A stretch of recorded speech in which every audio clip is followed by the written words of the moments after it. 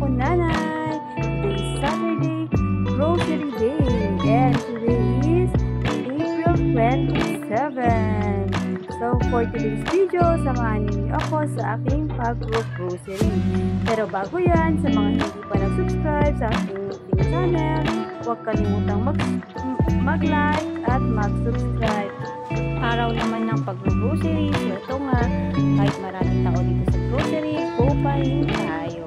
Maraming tao talaga pag Sabado kasi na ito yung grocery day ng mga tinderang katulad natin. So ito nga, kukuha tayo yung mga items na wala sa ating tindahan at talaga namang sobrang init ng panahon. Nagdag pa yung maraming tao sa grocery.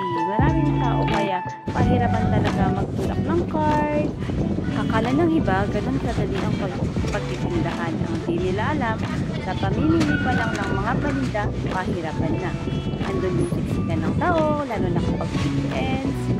And kapag weekends talaga, asahan na natin na maraming tao yung mga grocery store na kung saan tayo mamimili.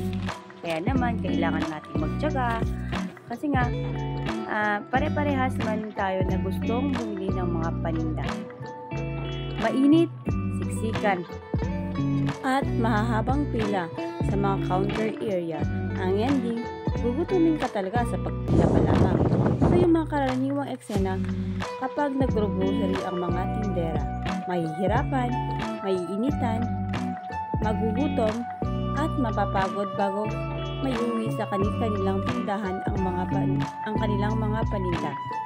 Tapos utangin mo o may palaging may kulang ka. Ang saklap naman, di ba? At talaga namang nakakainis ang mga ganitong eksena kapag meron na tayo sa ating mga tindahan. Yung tipong pupunta si customer at pagkatapos, uutangin ng iyong paninda. Minsan malilimutan pang bayaran.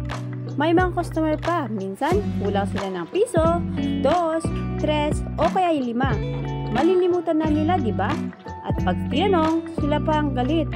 Aba naman, ang hirap kaya ng may tindahan. Tapos kukunin pa nila ang tubo natin, di ba? Kaya ako, minimize ko na yung pagpapautang at di ko talaga binibigay ang items kapag kulang ang pera nila. Kasari, kailangan matuto tayong tumanggi.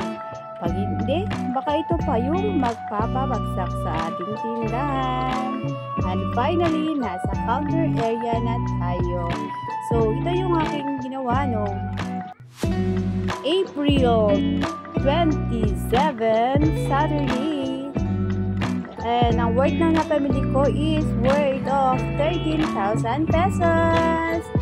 So, thank you mga sari sa panonood at sa mga hindi pa nag-subscribe. Please subscribe to our channel and pakihit na rin yung notification bell para lagi updated sa latest ganap dito sa aming tindahan.